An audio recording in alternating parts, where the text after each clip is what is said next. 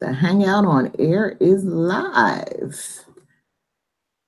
So yeah, let's give Leonie a couple of minutes, and then Nicole will join us. Oh, here's Leonie. We are all here.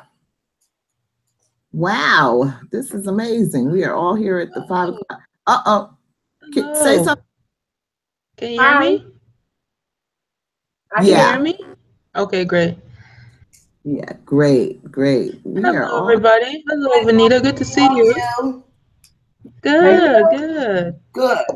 Hey, Kim. Hey, Michelle. Hi. Y'all talk to Leonie a minute while I fix my coffee. Okay. Leonie, where are you now?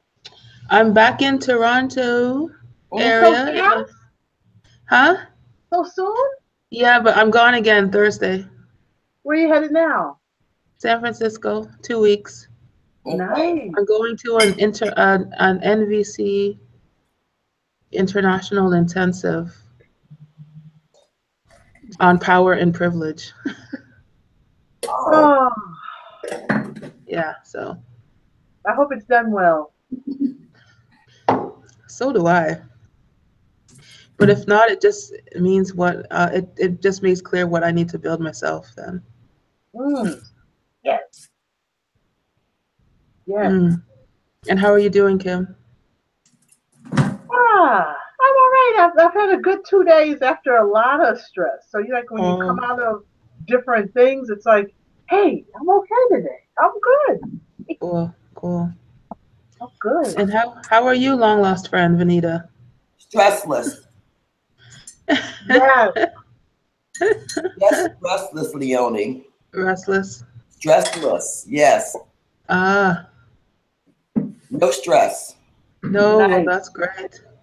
No, not that I couldn't have some if I didn't invite some, but I'm not inviting any yet. Very good. Yeah. It's good when we remember that we have choice in the matter. That's true. That's right. I don't know about all that all the time now. Yeah, maybe. Yeah, that's true. Welcome. Actually, I've been pretty good at that lately. So I've been kind of de-stressed for quite a while. But I'm so happy to see you, Leonie. Yeah. I miss you. Yeah, I miss you too. I'm so glad you're back. Oh, I'm so glad to see you all. And I hope that we'll get to see each other in spring. Yeah. That'd be nice. All right, well, let me interrupt this love fest. Leonie is here, so the gang's all here. Leonie, we heard from Nicole that she's going to be late. I was watching the thread. I didn't get a chance to respond, but I did see it, Michelle. Okay, yeah. And I was just saying a couple of minutes ago that I hope she's not too late, because I really am going to need her to help me understand this ratchetness. And I don't know if any of us here, including you, Leo, can do it.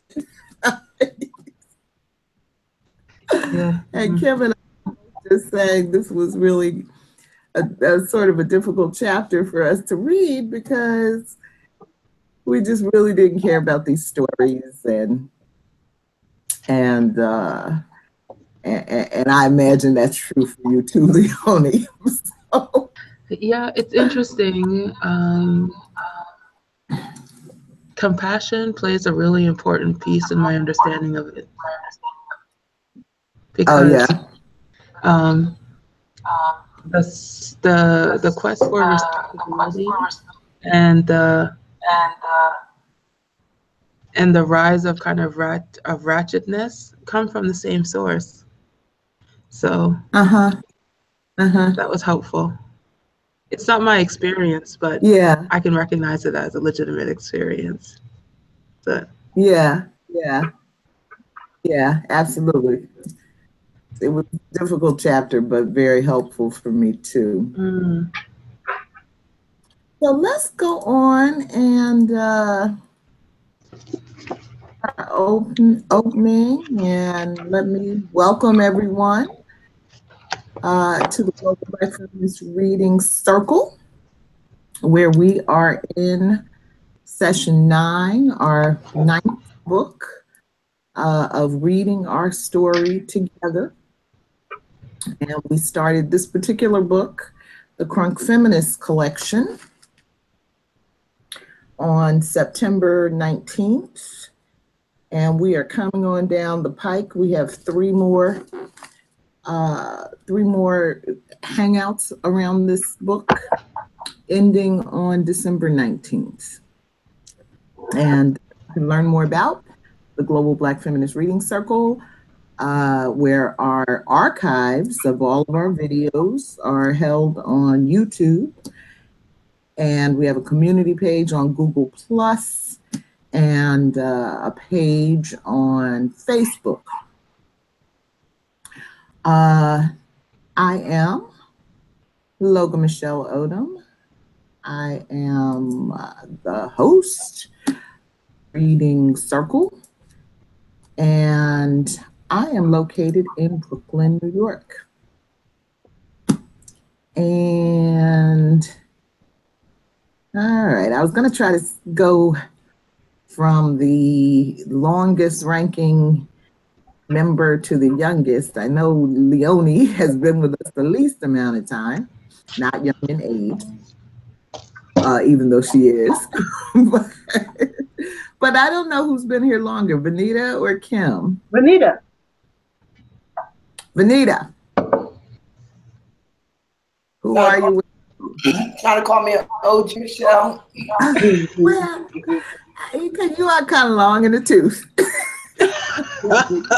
I'll own it. My name is Venita Walker, and I'm from Cromwell, Connecticut. Welcome. What book were we reading when you joined us? The first book? At the Dark End of the Street? Yes. Now that was Ratchet. Yeah. Well,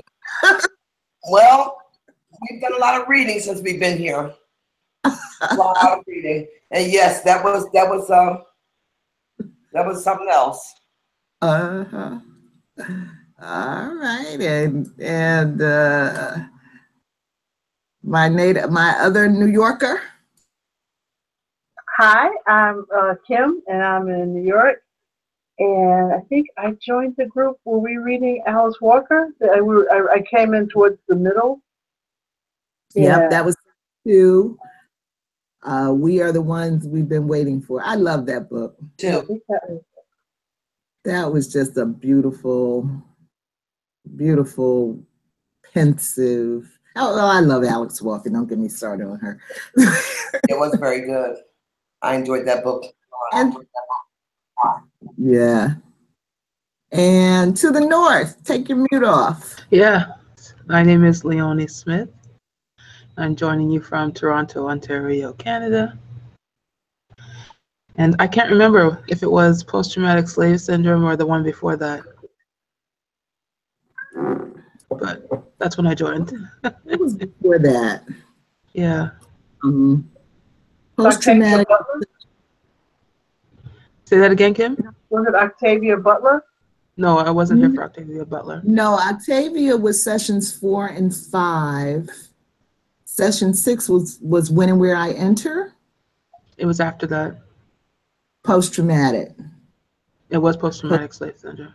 Syndrome, Joy DeGruy. Okay. And then from there we went to Audre Lorde. Sister's Keeper. Yeah. So this, and then the only one we haven't mentioned, I think, is session 3, Medical Apartheid. Oh. That was Ratchet too. Oh. I wish you were there, Leonie. I really do. That was painful. Yeah. And the towel. We read the Yeah, we had our closed session. Yeah, that was a close. And you also read the one that I discovered you on was actually the Daniel McGuire book about Rosa Parks. That's when I was watching. Oh, that's where you were watching it. Yeah, okay, that was at the dark end of the street. That's what it was. So I think I came in on. You've been watching this that long? Yeah, because I was reading that book and I was looking for anyone else who had read it, and that's where I found you all. Oh wow! Yeah, very good. Well, welcome everyone. And Leonie, you are actually the facilitator for next week. Mm-hmm. And that picks up the last two in the section on ratchetness. Mm. And then covers the entire section on intersectionality. Okay. That is next week, December 5th. Okay. All right. So, as I said, we are reading the Crunk Feminist Collection, edited by Doctors Brittney C. Cooper, Susana M. Morris, and Robin M. Boylorn. And tonight, we are focused on the section called Pop Culture, the Rise of the Ratchet. In my soft cover version, that's pages 211 to 240. And so that includes about 7 essays or so. All of the essays, all of these sections start off with an introduction, sort of an overview of the essays that follow. And so the essays in this section include Nicki's World by Aisha Durham, Unclutching My Mother's Pearls, or Ratchetness and the Residue of Respectability by Brittney C. Cooper, Girl Bye, Why This Moment is Bigger Than Paula Deen, Morris, The Unending Heartbreak of Great Expectations, Why I Can't Watch the Mindy Project Anymore by Eesha Pandit, 5 Reasons I'm Here for Beyonce, the Feminist, Cooper, on Belle, Beyonce, and Bullshit by Brittney C. Cooper,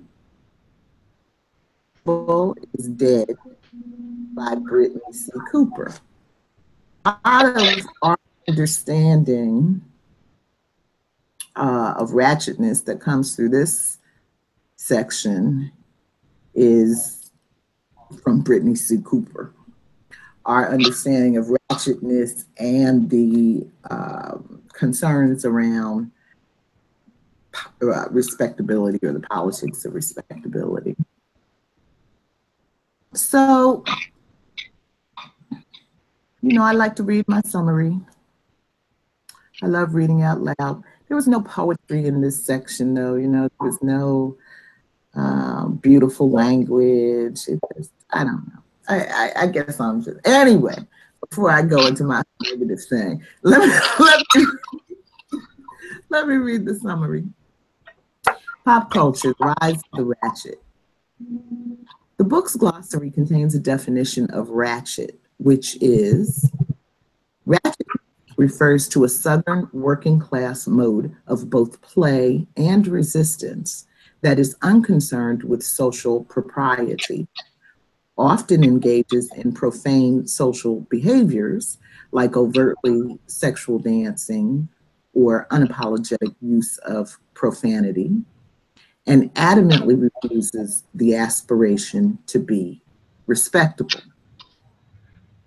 While I feel, and this is me talking, while I feel closer to perceiving ratchetness as something intentionally flamboyant and shocking, as a result of reading this chapter, I am still not clear if it includes some of the regularly shocking scenes of the urban North.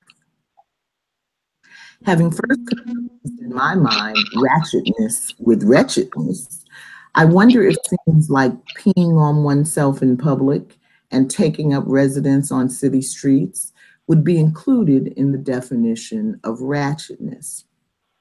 I see people essentially forced via poverty to live in conditions that breed a sort of insanity of disrespectability, with nothing playful about it and nothing clearly speaking to willful resistance.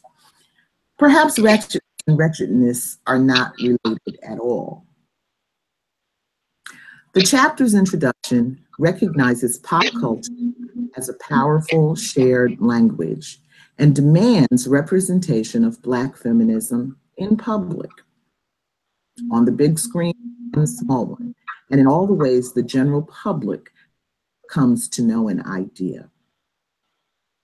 Essays unpack the ratchetness of over-the-top images presented in the music of Nicki Minaj and Beyonce, humorous and ratchet public commentary on Paula Deen, and the healing opportunities presented in the ratchet representations of Mindy, Olivia Pope, and Annalise Keating for Black women and women of color to counter our public invisibility and work through some of the trauma we have experienced in intimate.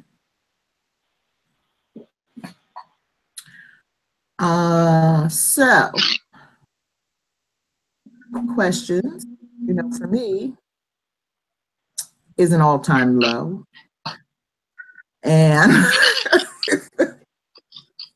and that just speaks to sort of the difficulty that I had getting a grip on what this is all about. And so what I mean by that, when I kind of remember the first time I saw the word ratchet, I was in a dialogue on Facebook and some man wrote the word ratchet. And I really thought it was a misspelling for wretched. I didn't know what he was talking about. And he didn't give me a good definition of what he was talking about. And so I just continued to have made up my own definition, which is that ratchet means wretched. But apparently it really does not, at least in the way that these writers are using it. And so what I mainly glean from these essays is that it's really like maybe a synonym for flamboyance, just something really, really out there, in your face, over the top. But what do you understand ratchetness to mean?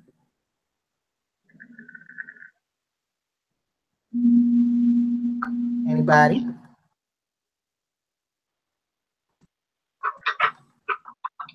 I guess for me, it's when the private becomes public, where there's no line in between the two. That, I remember growing up, my parents used to listen to the nastiest stuff, like it was Rudy Ray Moore, who was just like this god-awful comedian. But even though we knew those jokes or that was what they were listening to in the company of other adults, you'd never hear that out on the street. You just didn't hear that on the street. So there was this level of what was private and funny, and what was public and funny, and how you act in public. And it just seems like with some of the reality shows, which is where I first heard the word ratchet, was on one of the Black reality shows. It just seems like in order for you to get airtime, you have to up the ante. So even if you're rich and you have the money coming in and you have some level of education, you still have to act like you this hood rat. And I don't mean any offense to any hood rats. I just think that when you see women on sitcoms who are in their 40s acting like they 17 just for the opportunity to stay on the show, because when Atlanta Housewives first came on, they were all about businesswomen. That a lot of them had businesses, and then they found out that if you weren't fighting and backstabbing, you got fired. So I think for me, the ratchetness is this level of, I'm going to up the ante on my behavior so that people are talking about what I did and how bad it was. And the last thing I wanted to say is that somebody on Facebook sent this picture around of Nicki Minaj, and it was a picture of her loving herself, and it was like one, she was sitting down and she was actually loving herself sexually, which I just thought was just so ratchet that it might have been me. I posted it today. Oh, you posted? Oh, good. I'm so glad you know what I'm talking about, because it just seems like at some point there's got to be something that's private that you won't put out there for $1, because there's no line between private parenting and public parenting. And so you would hope that ratchetness doesn't overrun what media and what the image of Black women is. Because I don't think in the Trump era, ratchetness is going to be the thing that saves us. I just don't believe that. Well, you're preaching to the choir. Yeah.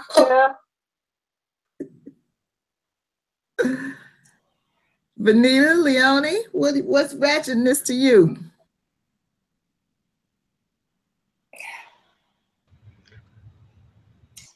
I don't have a lot of association with that word. It's not like a thing here. Only understanding would come from what happens in American media. So y'all don't get ratchet in Canada? Only an emulation of you. For some people.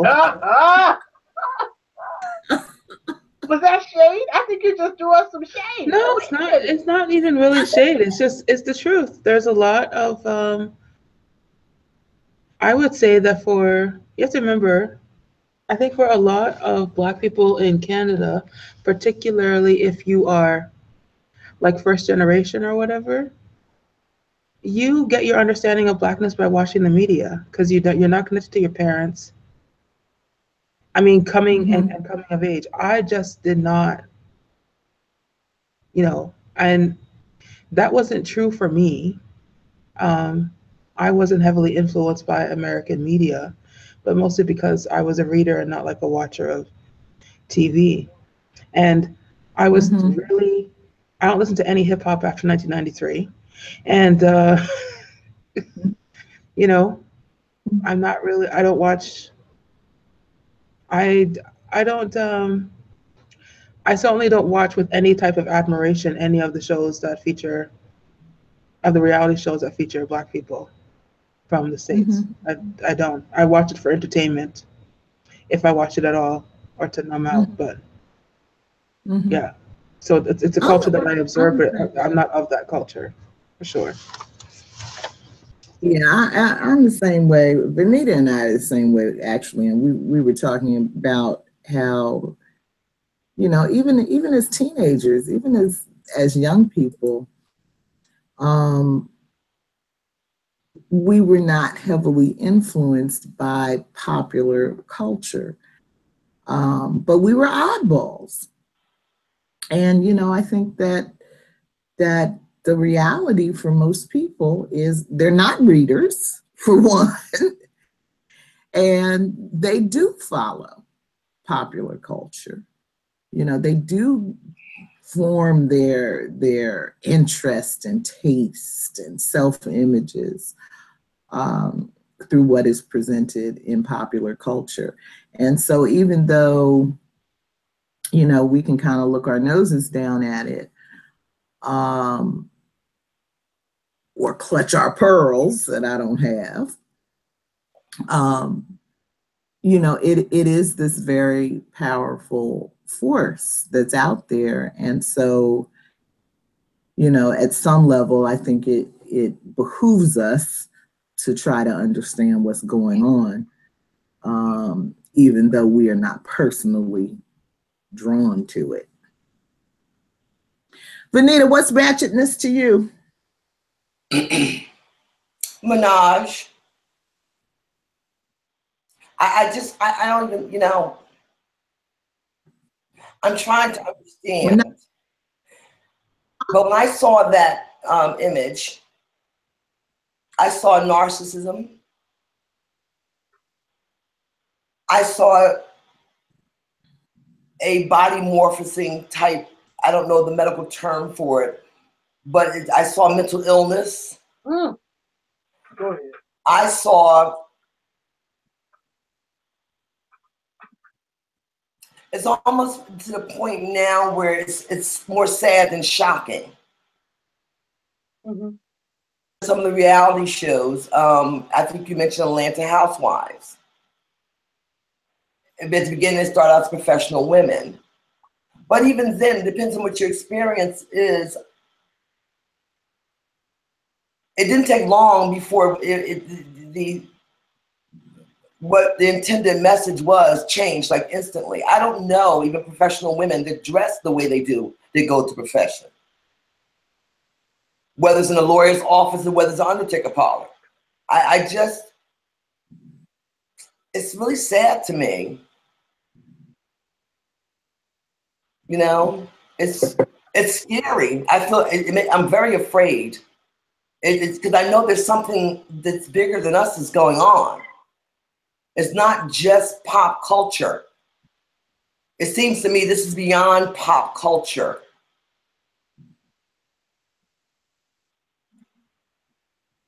Like I said, I think it's I'm lost for words, but I believe it's beyond pop culture. Well, you know, I mean, I guess it depends on what is pop culture. And, you know, if you just think of it as the images that we receive through major media, you know, it's there. Like we were talking about the plumbing commercial that we saw recently. Beyond. Featuring the crack of a white girl's ass. And this is a plumbing commercial. Selling because when I saw plumber's crack,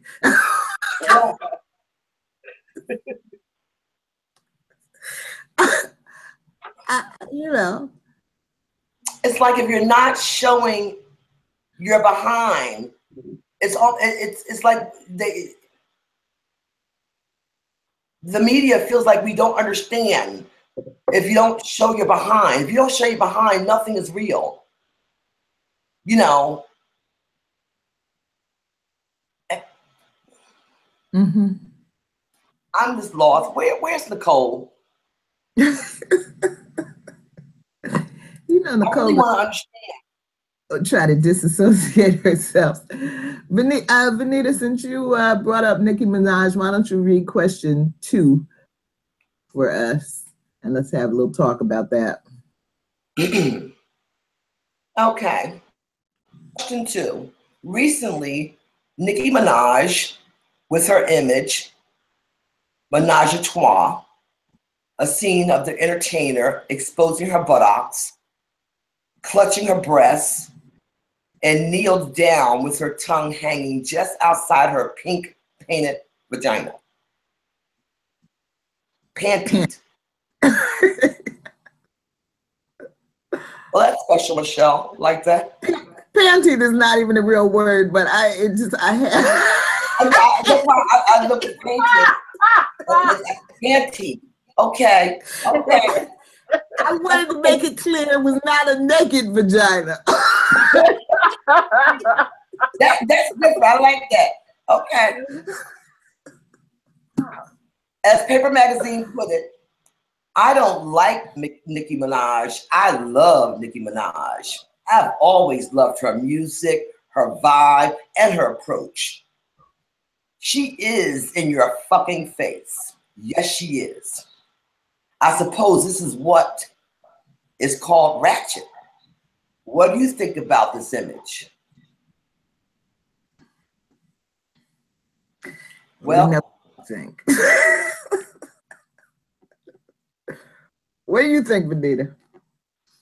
I just told you what I thought. You think you saw narcissism and mental illness and body morphosing problems, which is a part of mental illness. I just saw a lot of mental illness, to be honest with you. There was no specific message that came out of that to me, other than different types of mental illness. And I think maybe with the 3 different see photos of herself, different images of herself, that tells you right there, you know, that there's a lot going on.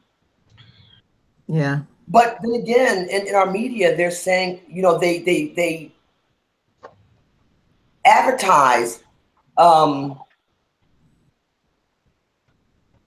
in a way split personalities and multiple personalities that coincide with being a multiple person. You know, I see that a lot.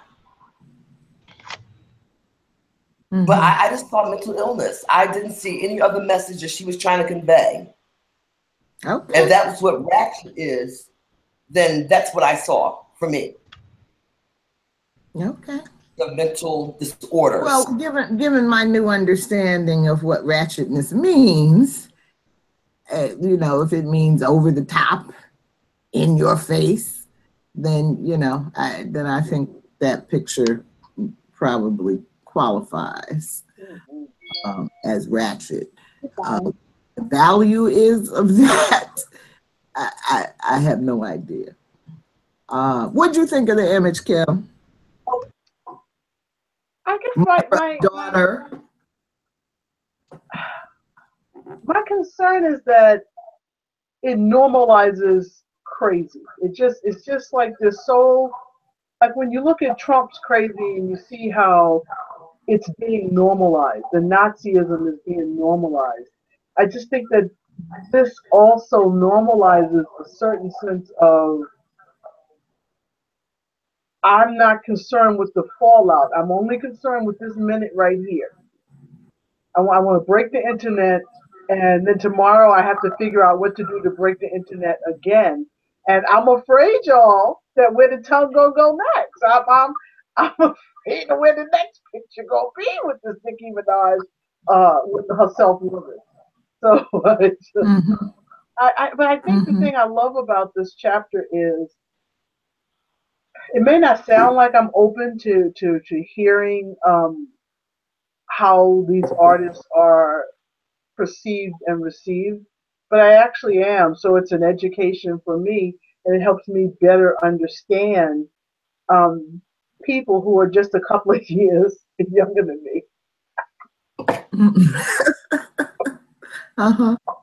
Yeah, a couple of years. Okay. Thank you. Leon. Nicki Minaj? I'm not really familiar. It's interesting. I know nothing about Nicki Minaj other than she's from Trinidad. She likes pink and she has a big ass. That's all I know. That's more than me. Me too. I don't know where she was from. I don't understand it. I doubt she had control of that image. Really? I doubt it. I just it's a mystery to me. And as much as younger people like it, I also don't trust that their liking it comes from, you know, I don't know how much analysis or understanding of media and the impact people have that younger people have, particularly around like celebrities. Like I said, I grew up in a culture that's not a celebrity culture. And so it wouldn't occur to me to look to somebody just because they're on TV or release some songs or whatever as a role model. Like that's not the way that I work. So, but that seems to be very much part of the culture in many places in the world. And so I wonder if there's any kind of understanding or analysis of what this image means. I don't know that I trust that it's that much positive can come from it, because she's rich and she paid for that ass, and most people are not in the position to pay for one. And it's, what is she using it in the service to? It's got nothing to do with singing. It's got nothing to do with whatever creative sides that is that she has. Like I said, I don't know what they are, and I certainly won't be pulled into being curious about it based off of what it is that I'm seeing. I don't know what her. Yeah, it's not even a question of me of being like. It's not even, for me. It's not about even respectability. It's just that whatever it is that she's selling, it's completely clouded by what she puts out there about herself. And that's what I was discussing earlier, Michelle. What's the goal? What's the intention? What am I supposed to receive from that? We had a discussion, and that's why I don't understand, other than what I see sad, because I don't understand what am I supposed to receive? Right. And who's benefiting anything that's there as a whole? I mean, much less individually. I don't get that. Well, I don't know. I think if Nicole were here, and I wish she'd hurry up, because now I'm gonna have to start speaking for her. I think she would say that we'd be hearing something about sex positivity and sexual freedom and I don't know, the love of pink. But Leonie, you said you were not raised in a celebrity culture. Are you able to articulate, or are you saying that it's that young people are somehow taught to do that kind of, that spares them from falling into the celebrity culture trap, or what is it? Yeah, how do you escape that? I don't, after spending like 3.5 weeks in the States recently, it's so like it's so ingrained in the culture, and I don't know that you can escape it, because just even the role of capitalism looks so different there than it does here. So I don't know how you can. There's always like this escalating need to make more noise. Yes. Right. So I don't know how you escape it, other than to teach people to think independently. Like, that was a thing that probably because I grew up in a faith community that was like on the outsides of things, I had to think. It was one of the benefits of it. I had to was that I was on the outside. So I wasn't, when I was a kid, it was like New Kids on the Block or something like that, or this huge group, and they were like one of the first ones to do like all this merchandising, and everybody had like little notebooks or whatever. And like, I grew up, like, to this day, the idea of having like an image of somebody else, who like releases a song or even like writes like my favorite book, like up in my house, I couldn't do that. I never put posters up. It's weird to me. Now, I'm not saying that that's typical here, but I'm saying that for me, it's why I don't respond to this. Whatever Nicki Minaj has to say in terms of her messaging, I lose interest because of her imaging. Mm-hmm. Mm-hmm. Okay. Mm-hmm. Thank you. I like when Leonie was talking about the economics of it and how many people are now having plastic surgery, and it's all of it sells. I mean, it actually creates an industry, and it sells. And I do think that it empowers a certain group of people to say we are the new normal. So that if you were a part of the ratchet class, Mm-hmm. and you had to gussy up and try to look normal, now you don't have to anymore. You could just be as ratchet as you want to. You know, go out as far as you can, and now you're actually rewarded for that. So I think there's a freedom in that. I'm concerned that you always have to do the next thing. And I remember that at one point there was a one of the award show, and Nicki Minaj was performing, and this was a couple of years ago. And I used to listen to her music, and I remember when she first came out, and I was happy. I was just like, okay, there's a big round butt girl, yeah, represent.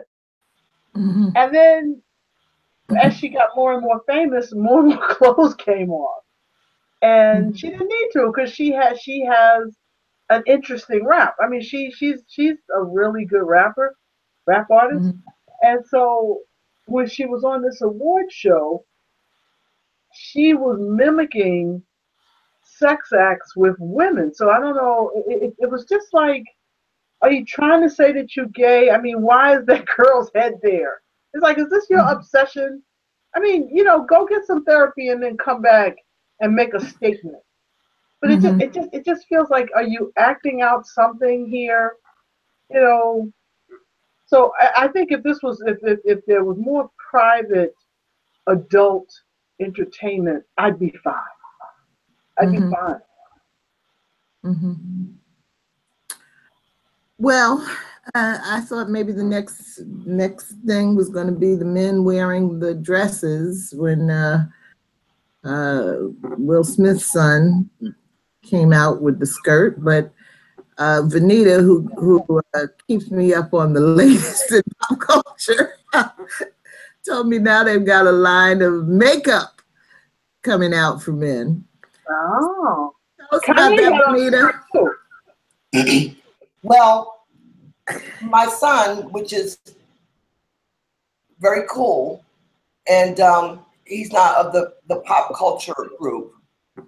He tries to keep Michelle and I up on things because we're OGs. So he gives us our dose to let us know just what's going on. He doesn't participate, but he showed me, and I looked at the commercial that Revlon is not Revlon, the same one that Beyonce advertised for, is now putting out a line of makeup for men.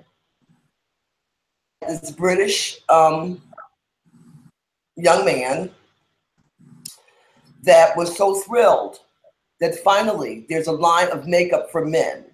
Because when I say makeup for men, I mean foundation, eyebrow stuff, eyelash stuff, and everything. Because men are taking care of themselves more today, and he really believes it's about time. I'm serious. I'm not even shocked anymore about anything, and that's just what the problem is. I just nothing shocks me anymore. And he was sitting there putting on his stuff, and everything, and Revlon representative said they think it's going to be a big hit and grow over the next 3 to 5 years. Revlon is ratchet. Revlon. Beyonce did there was a big controversy about her when she did the makeup ad for Revlon, and they made her a few shades brighter. Mm-hmm. Okay, they didn't use a line. They were actually making her look more European. Mm-hmm. So Revlon got some real Satan-like stuff with him. But that young man was very happy that the line is coming out. Judgmental. Actually, I am. You know, I am tired of acting like I need to be in denial. I have my opinion. Other people have their opinions. And yes, that's a problem for me. That's a problem for me, advertising a line of makeup for men. Foundation, mascara, eyebrow cosmetics, and lip gloss and blush. He put it all on. You don't want to kiss your husband with the red lips, juicy red lips? Well, the video I sent you with the rapper with the wedding gown on. All right, Venita, stop. No, just stop. Leonie, read question 3, please. But before you do, I just wanted to say one thing. I kind of like the idea of a makeup line for men. So if you are that man who wants to wear mascara, or you want to wear whatever it is you want to wear, I think you should be able to go and get it.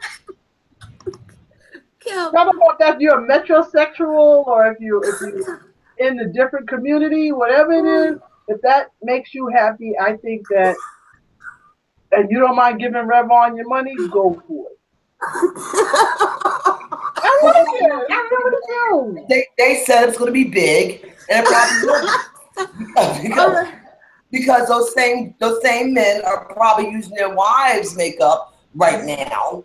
So and the wives are probably pretty happy now that they have their own line and they can go out to the makeup counters and buy their own stuff or go to the drugstore. I'm not saying that, you know, people can't do it. I'm just saying that it's different for me. But it's okay. You know, you do your thing. As long as if you go out on a date and the man pulls out his mascara, then you know what? Kim, I'm trying to be cool about this, but no, if I go on a date and a man pulls out mascara, Kim, I am out. Now, you can call me contemporary, you can call me closed-minded, you can call me anything you want to call me, but if that fool pull out some mascara, and I said fool, I'm gone. I can't do it.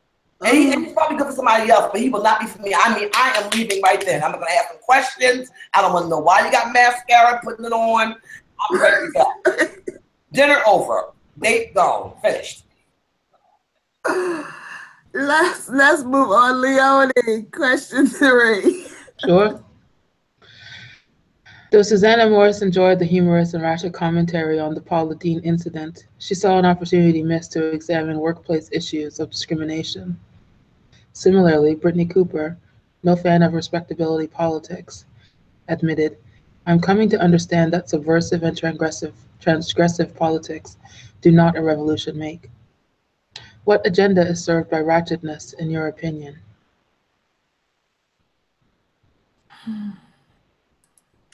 Now that's kind of like what you were saying earlier, Venita, about, you know, having goals. You know, what's the purpose of it? Anybody?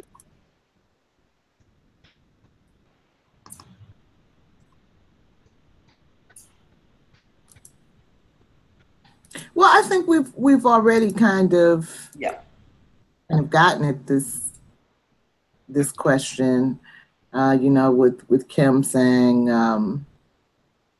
the sort of normalization of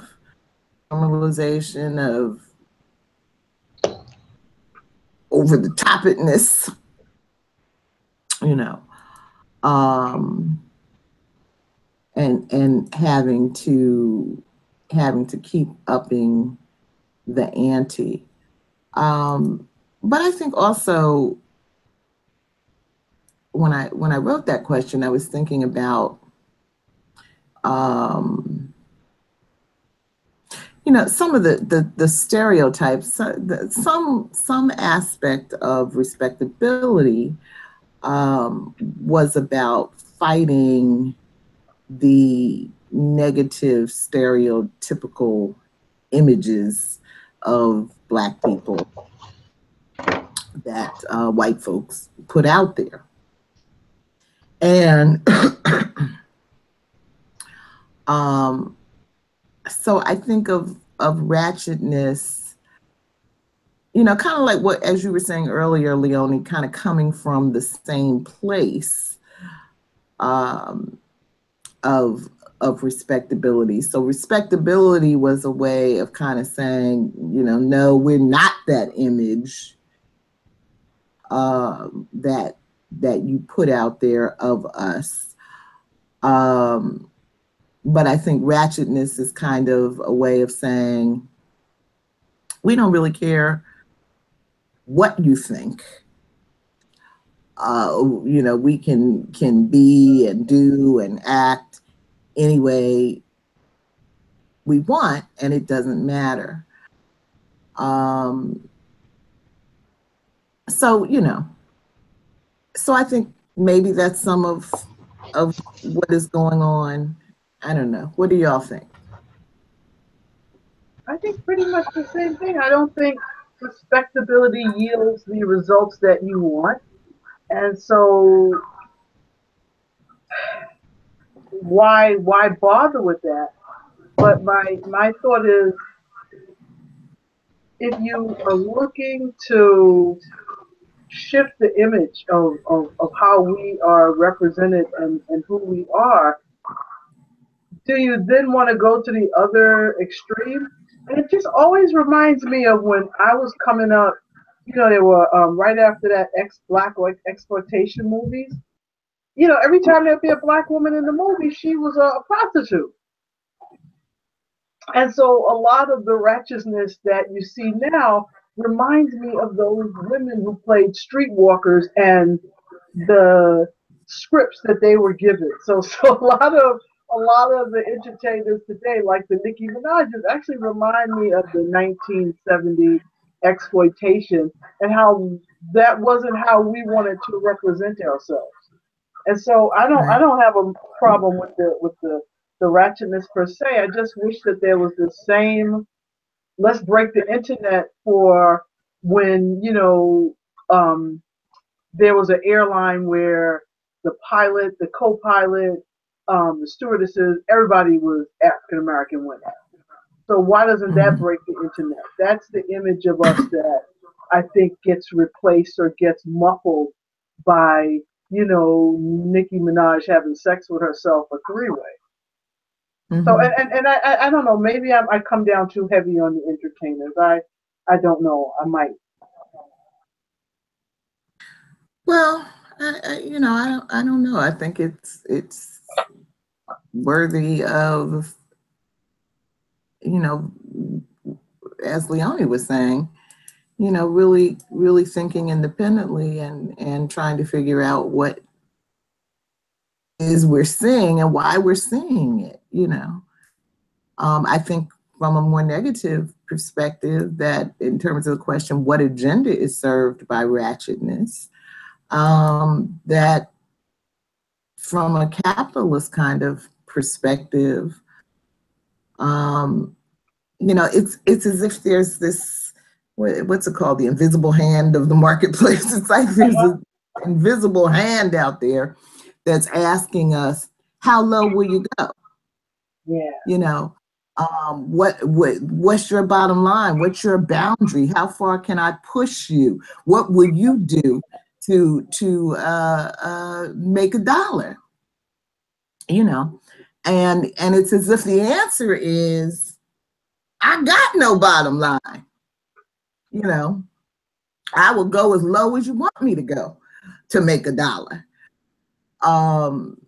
And here, you know, let me show you how far I would go. So I you know, so from one perspective, I think that the ratchetness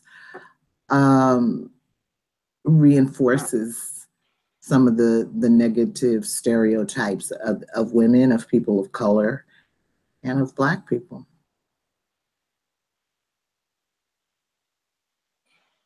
Yeah. Anybody else on that one? Okay. Yeah.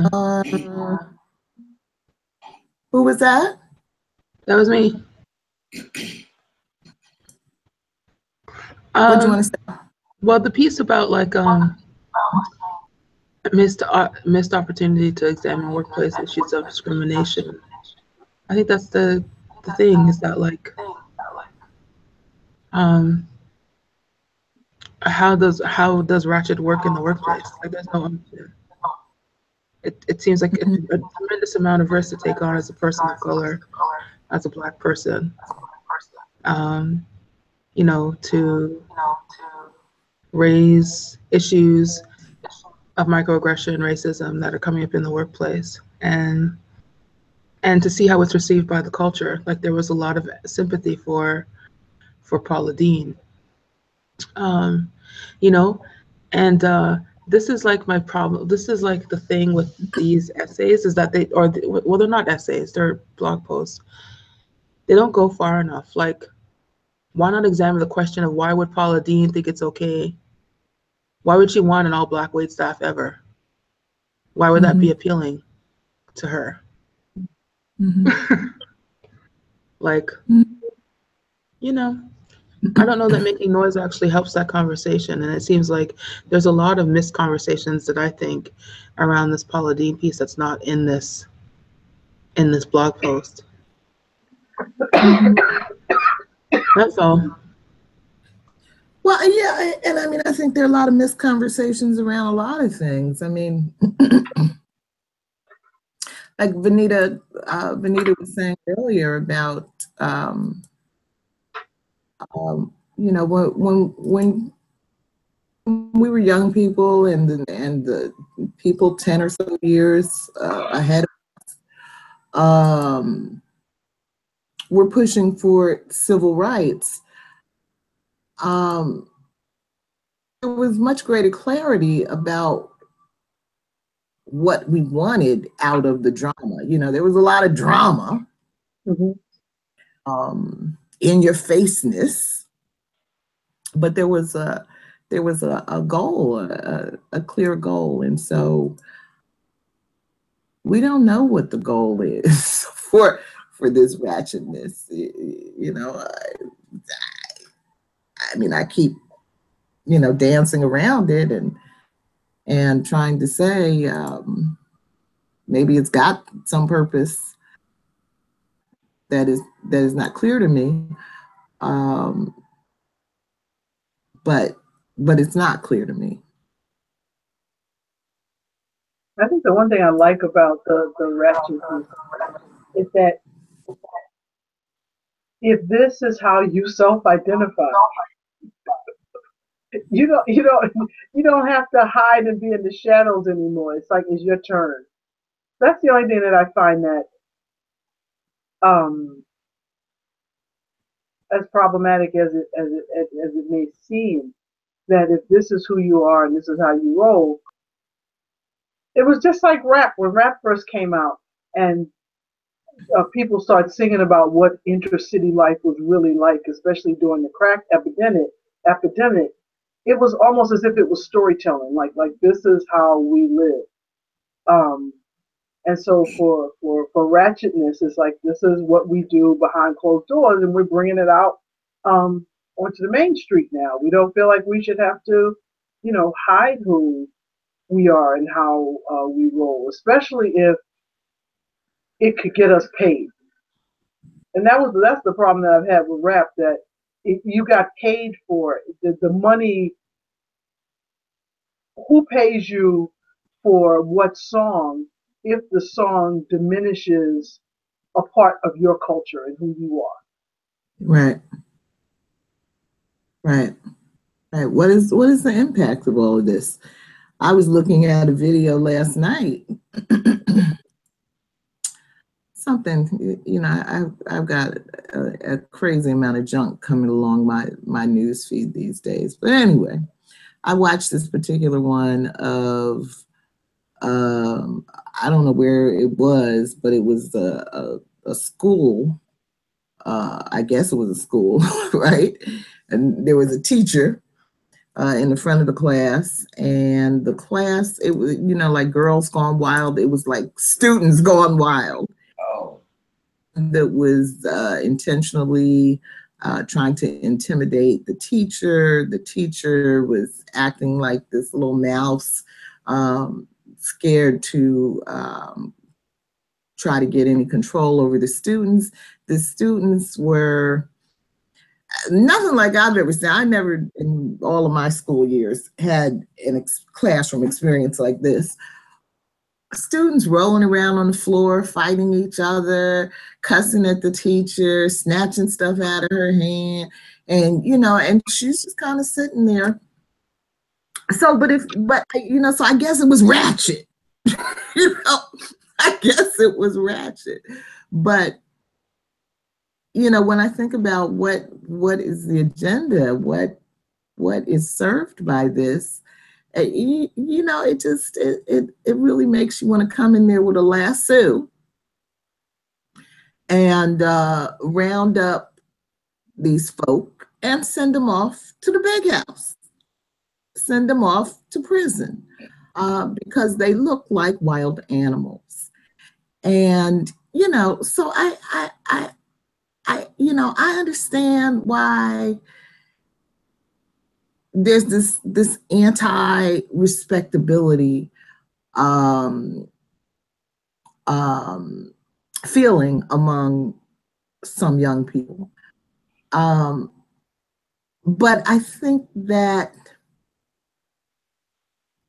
if that is our only way of being, that we are going to miss something really, really critical. No learning could go on in that classroom. There was no respect for the teacher. There was no respect for authority. There was no evidence of self-respect. And so I think that there are all kinds of layers to respectability that are about more than what white people think about us or what we want white people to give to us. And that if we don't unpack and unpeel those layers, then we throw out the baby with the bathwater. We throw out the positive aspects of respectability that allowed us to have some levels of success, productivity, progress. So I don't know. I mean, you know, it really, Venita, you saw the scene. What'd you think about it? It's like nothing I've ever seen or experienced, or even that a teacher would experience. And that was ratchet, which I believe that is part of the ratchet culture or revolution. Maybe I'm not using the proper words. And that was it.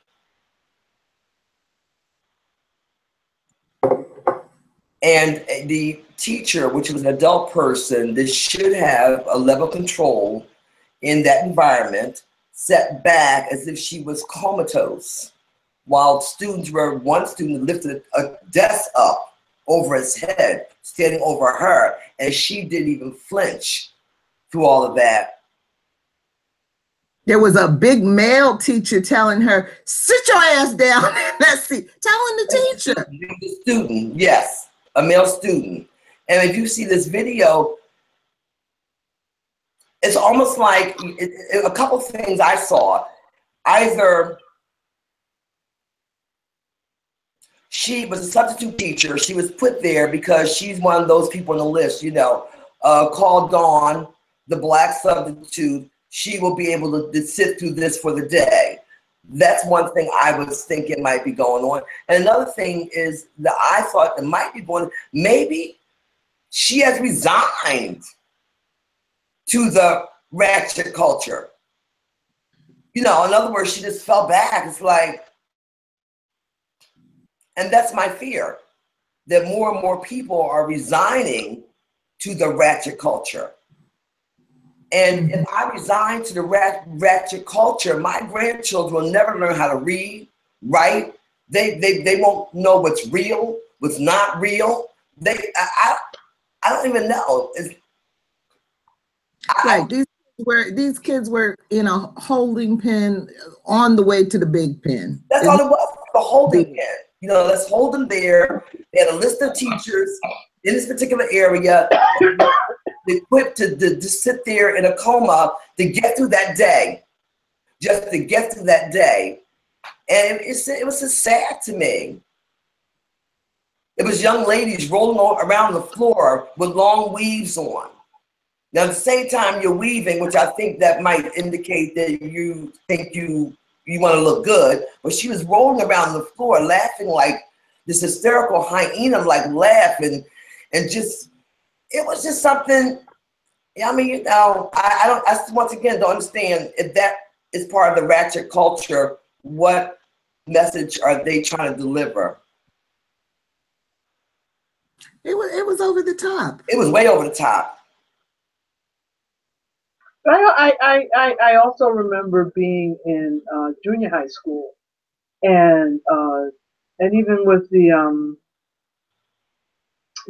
Ocean Hill Brownsville protests, there were teachers who just elected that they got locked in to schools in minority neighborhoods, and that they were not there to teach. So even when we were coming up, there were teachers who had resigned themselves that they were not going to teach. They were not going to do their jobs.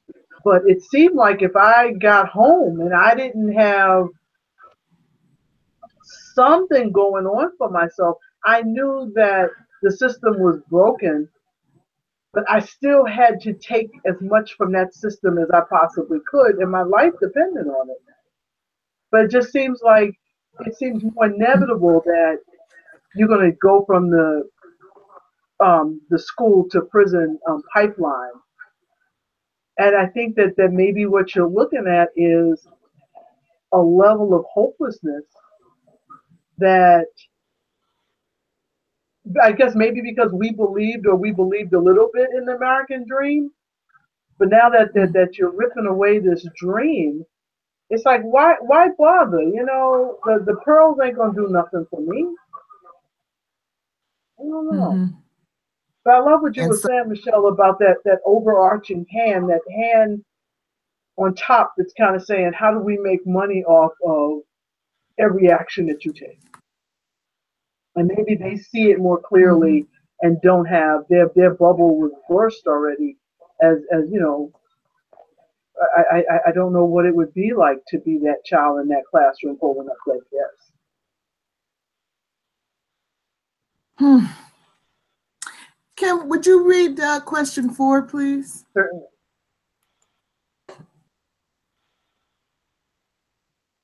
Lack of representation by Hollywood leads to heavy burdens placed on the few shows that do emerge starring people of color. Is there a Black comedy you do or have valued? I'm sorry, is there a Black comedy you do or have valued? Do we place too much a burden on Black stars to represent us in our best light?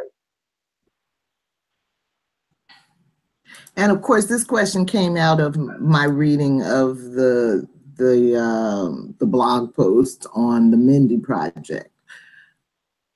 I've never seen the show and don't plan to, but apparently it's a show on Hulu, and it's like the first national program starring an Indian American who I think wrote and produced the comedy series. And she plays a successful OBGYN, but she's got a lot of, I guess, sort of dysfunction going on in her personal life. And So anyway, I've never seen that show. I was not in doing my research for tonight to try to see the show, but I thought we might relate what the post was talking about through our experience of other Black comedies. So.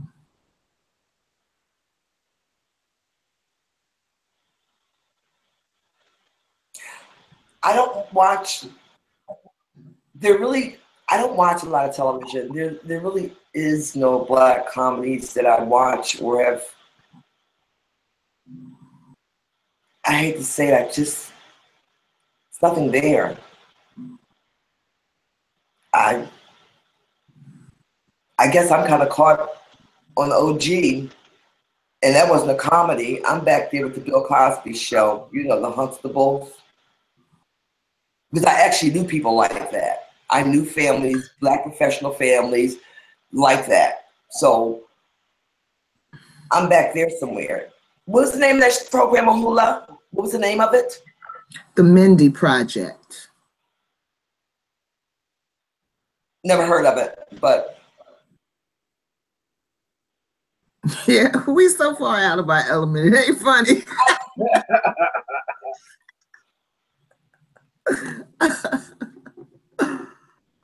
Okay. Anybody? Well, I don't watch any of this stuff. I have seen a few episodes of Empire, which is question 5. I sometimes do watch Scandal and what's the other one? How to Get Away with Murder. But really, I don't watch a lot of TV, period, and I don't watch any of these reality shows because I just can't take it. I remember when Jerry Springer came out and Maury, and I have seen a few of those episodes, and that was too much for me. Yeah. So they have gone ratchet in order to top Jerry and Maury. I know my heart can't take it. So I don't know. Yeah, I did. I did enjoy the Cosby Show back in the day. And I do think that we were young people, Venita, was a certain expectation. There was a certain pressure put on Black stars, put on the media, put on TV stations to present positive images of Black people. And that was that, in retrospect, that was some of that respectability going on. That was some of that effort to fight the negative stereotypes that had been out there in the media for years. And so, so I do think that probably did present a certain burden, if you just wanted to be an actress or an actor, or you just wanted to get paid, there was this certain potential for backlash, for protests, for boycotting and going on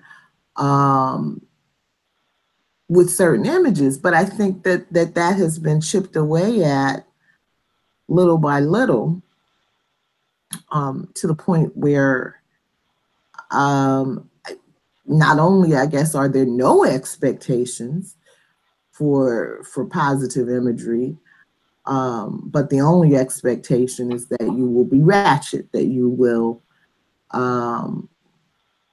the ante keep showing us the most extreme the most extreme images imaginable, you know, in my time on Facebook. I've seen it go from, you know, relatively innocuous space where people could have discussions about a wide variety of issues to, you know, to a time where serial murderers, you know, think it's a fun thing to do, to kill people on Facebook Live, you know? And so, you know, I think that this need for attention, this need to keep upping the ante, really can potentially take us to some ugly places. So my answer to question 4 is, do we place too heavy a burden on Black stars to represent us in our best light? I think in the current day, the answer is no. They don't seem to be under any pressure to do anything but.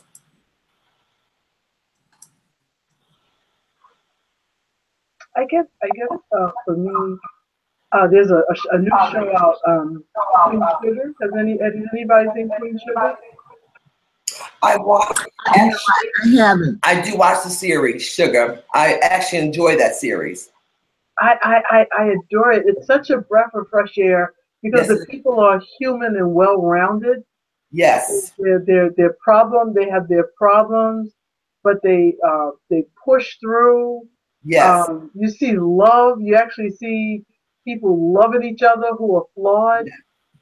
So the fact that it's something that I just need and my soul is so thirsty for. So you'll always see me watching Queen Sugar. That's my show. And then to be ratchet, I like the Braxtons. Like Toni Braxton and her sisters have a show. And anytime that's on, I watch it because these women are like in their 40s, acting like they're 19. And somehow it works for me. I don't know. I know y'all probably gonna pull my card and kick me off the club.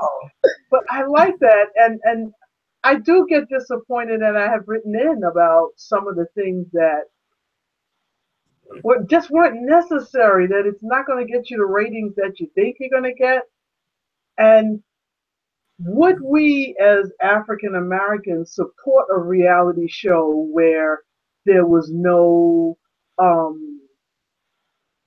craziness? That if it was all about making that money, this is how I opened this workshop, this is how I did this, this is the reward, then you're just talking about success.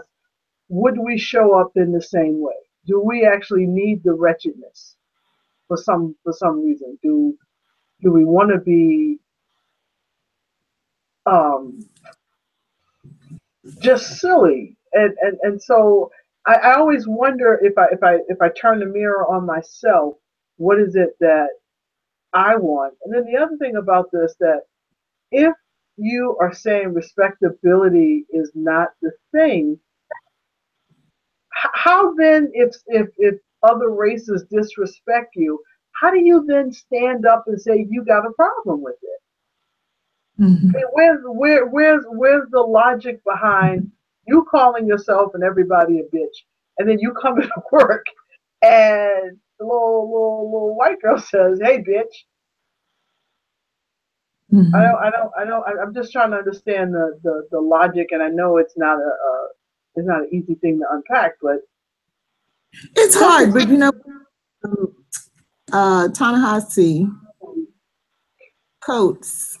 I don't know if y'all saw that video I posted a few weeks ago of a white girl in the audience was asking him, "Well, how come I can't call you nigga?" And he responded, you know, with what I thought was a really great explanation of the difference. You know, not to say I'm supporting use of the word, but you know, it is there. there is something different about how you treat yourself versus how you let someone else treat you. That's right. But I understand why it's difficult for people to understand it. I agree with you completely, Kim, you know, that if you're not showing any self-respect, then what is it that would motivate anybody to respect you? Yeah, I don't understand it. You know. I don't understand it. I don't understand that whole thing about Black people can say the N-word and white people can't. It doesn't make any sense to me whatsoever. It creates confusion. I don't know why you'd want to take on that kind of language that you didn't pick for yourself or anything like that. It doesn't make any sense to me whatsoever. Absolutely none. And I don't,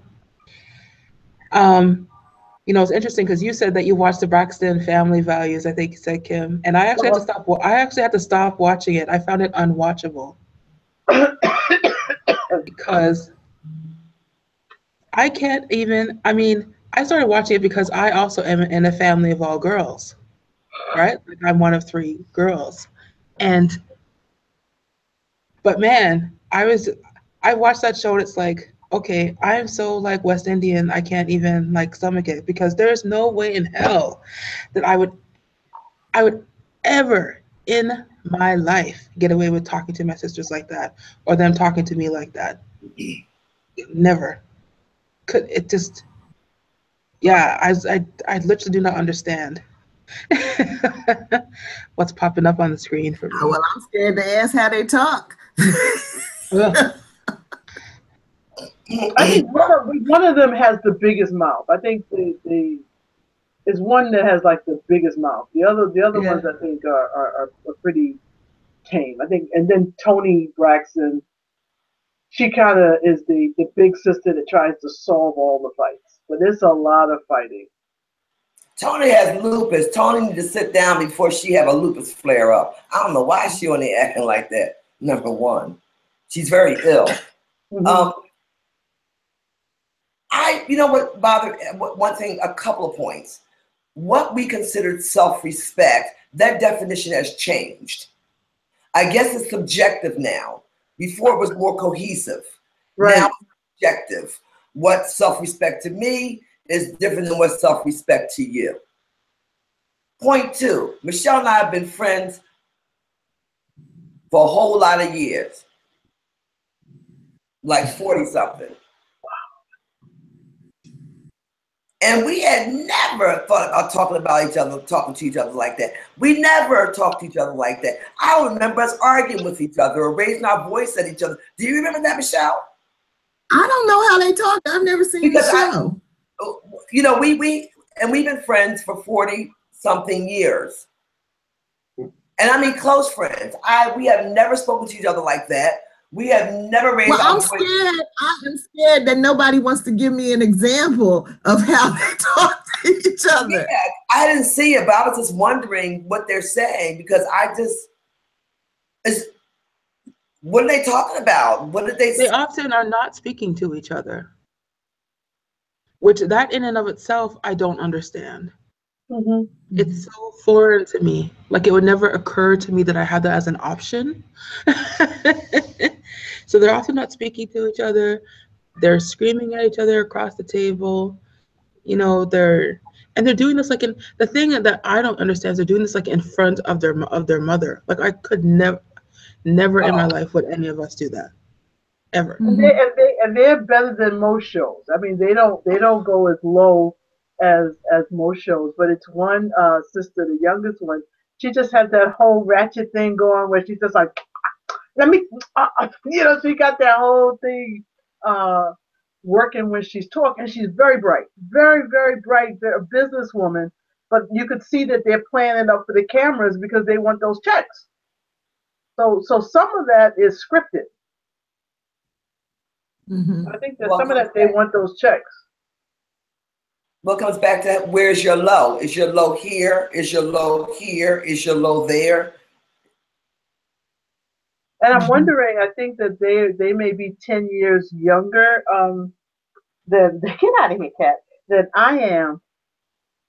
And I just think that there's this huge shift. There's just like this huge shift. It's like it's the pre-crack generation and it's the after-crack generation. And I think that crack just changed a whole lot of stuff. And maybe I'm wrong of blaming crack, but I just think that the constructs of our culture just took such a big hit. Crack's a big part of it, yeah.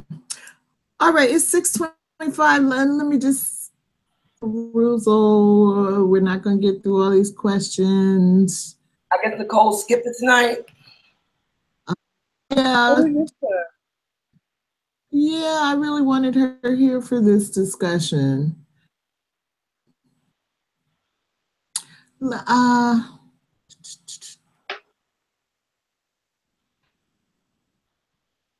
You know what? Let's do this. Let's do number 7. I'll be back. Who said that? Kim. What'd you say? You'll be back? Yeah. Oh, okay. Part of the reason pop culture is so important is because it refuses in so many ways to give us characters that conform to the shape of our deepest political desires. In so doing, it forces us to grapple with what it means to want the things we want. It makes us imagine that we could and perhaps should want other, better things. What are our deepest political desires?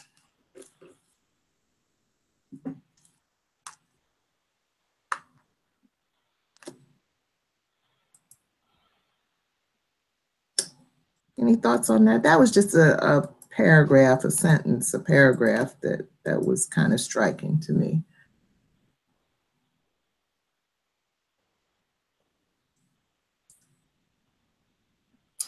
Well, you started talking about political desires.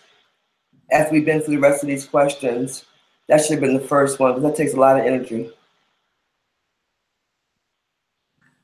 Yeah. Well, she's, you know, but you know, she's talking about the importance of pop culture. Mm-hmm. Is that it's taking us away from our political desires. It's making us think that we the latest. Yeah, you know, there were stories, as there are every year, but stories about the people lining up at Thanksgiving, foregoing Thanksgiving dinner to be online at Best Buy right there around UCAM at Atlantic Mall all night long, trying to catch the sales the next day.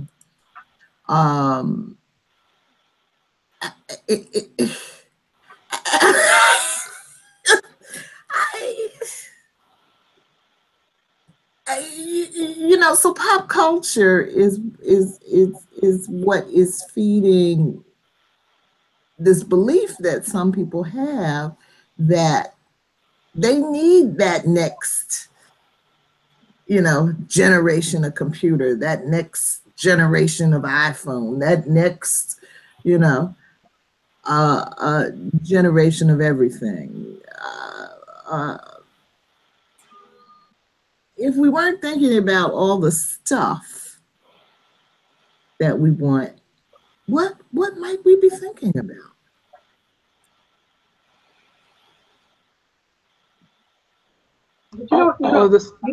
I'm sorry.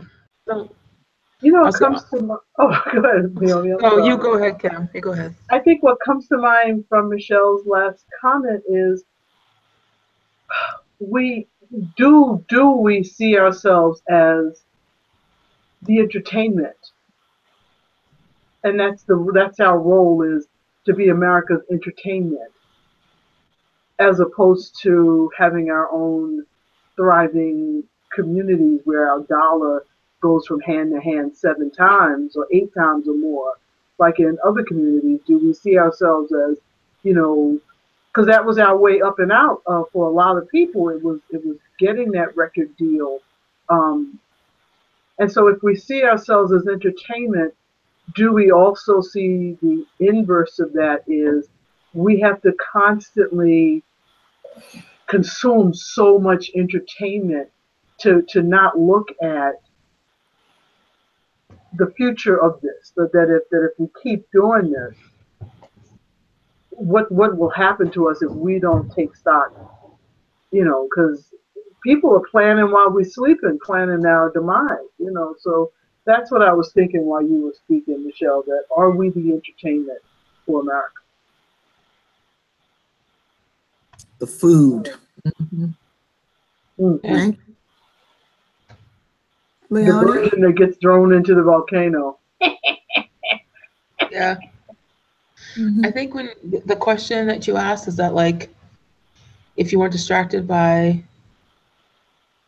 stuff, you could be distracted by the things that you could create and make for yourself. Right? Yeah. I mean, this is the narrative. The narrative of America exists only with Black people as an underclass and other people. And so it's like, you know, your need to like buy stuff. You know, I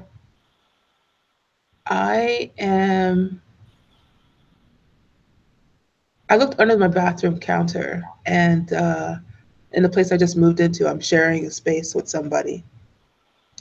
And the bathroom belonged to a teenager before. And, you know, I'm looking and I see there's like fake eyelashes. And I'm thinking, this is what it means to be a teenager now. Oh. These are the things that you need, right? So it's like,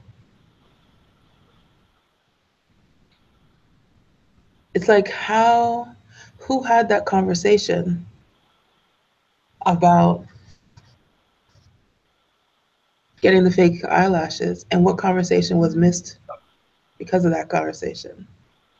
Mm-hmm. It's like you're just so distracted by things that you don't even know what your own mind is. That's the whole thing, is that it's just numbing out. You don't know what your own mind is. You don't know what you want for yourself. You don't know what actually makes you happy, because the things that make you happy, you know, if you you know, buy the 15 things that are referenced at the bottom of the page of the magazine that you're flipping through, that's supposed to recreate the happy image that's in front of you. Mm-hmm. And yeah, there's just something about the consumerist kind of capitalist narrative that is, it's meant for you to be distracted, you know. And it works. Yeah. Mm-hmm. All right. Is the term ratchetness for primarily geared towards women? I've never heard of anything male and ratchet. I don't think so. You know, one of the essays talked about the reality show that did not get off the ground, but it was supposed to feature Shawty Low with his 11 children, 10 baby mamas. So I think, you know, I think anybody can be ratchet and is playing the ratchet. Is playing the ratchet game. I think they were concerned with that show was that it would focus on the ratchetness of the 10 women and not necessarily on the male character. Mm-hmm. Yeah, because people will make up stuff. I remember when Macy Gray first came out. I love Macy.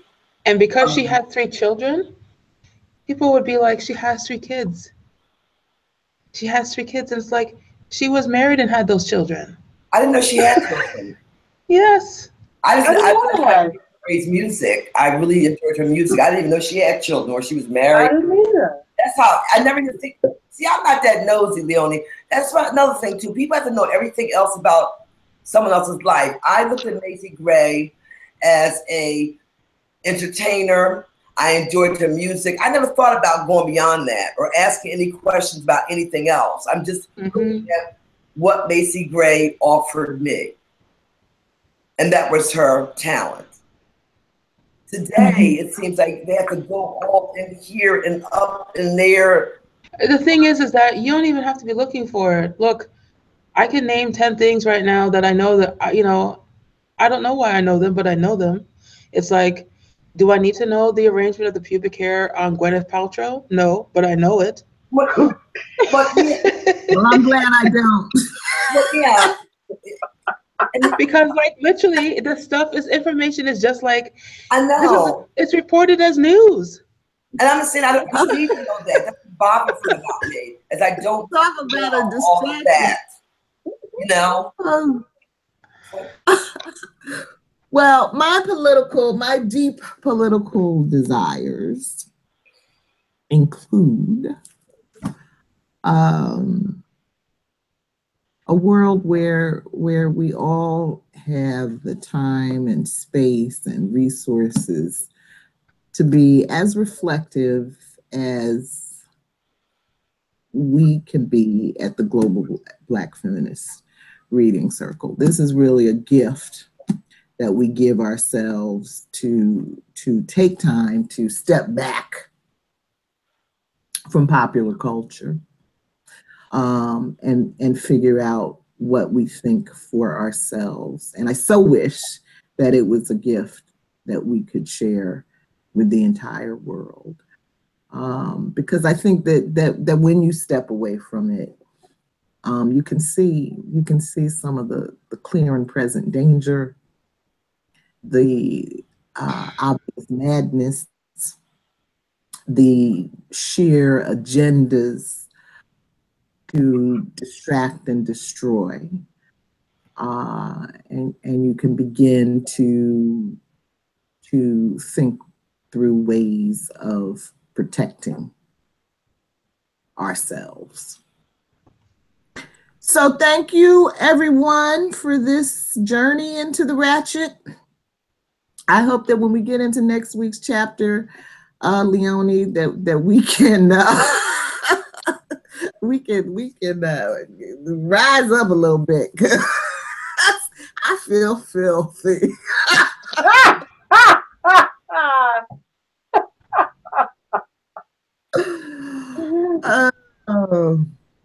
Okay, yeah. until next week. All right then. You all have a wonderful evening. Good night, Bye. Good night, Leonie. Bye. Talk to you later. Reading our story together. Bye. Bye, everybody.